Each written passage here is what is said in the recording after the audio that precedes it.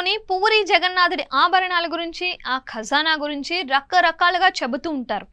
అది కళ్ళు చెదిరే ఖజానా అని, అందులో ఉన్న వజ్ర వైడూర్యాలు, గోమేదికలు, కెంపులు, పుష్యరాగాలు, రత్నాలు, స్వర్ణాభరణాలు, వెండి తదితరాలను అప్పట్లో 5 చెక్క పెట్టెల్లో ఉంచి భద్రపరిచారు.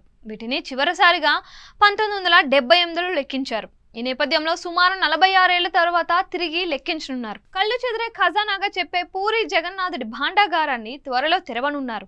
వాస్తవానికి పూర్వం 3 ఏళ్లు లేదా 5 ఏళ్లకు ఒకసారి ఈ గది తలుపులు తెరిచి ఈ సంపద లెక్కించేవారు. ఈ నేపథ్యంలో 1978లో చివరిసారిగా లెక్కించారు. నాడు ఈ సంపద లెక్కించడానికి సుమారు 70 రోజులు పట్టిందని చెబుతారు. అయితే అప్పట్లో కొన్నింటిని వదిలేశారని, అందువల్ల లెక్కల్లో సందేహాలు ఉన్నాయి అనే చర్చ తెరపైకి వచ్చింది.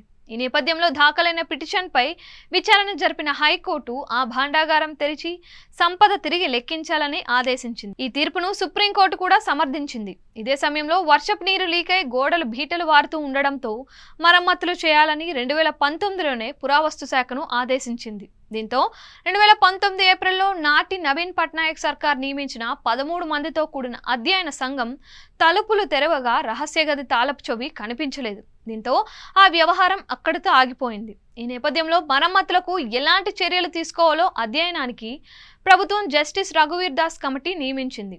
అయితే ఇంతలో డూప్లికేట్ తాళపు చెవి పూరి కలెక్టరేట్ ట్రెజరీలో ఉన్నట్లు గుర్తించారు. ఈ నేపథ్యంలో ఇటీవల జరిగిన ఎన్నికల ప్రచార సమయంలో తాము అధికారంలోకి వస్తే ఈ భాండాగారం తెరిపిస్తామని బీజేపీ హామీ ఇచ్చింది.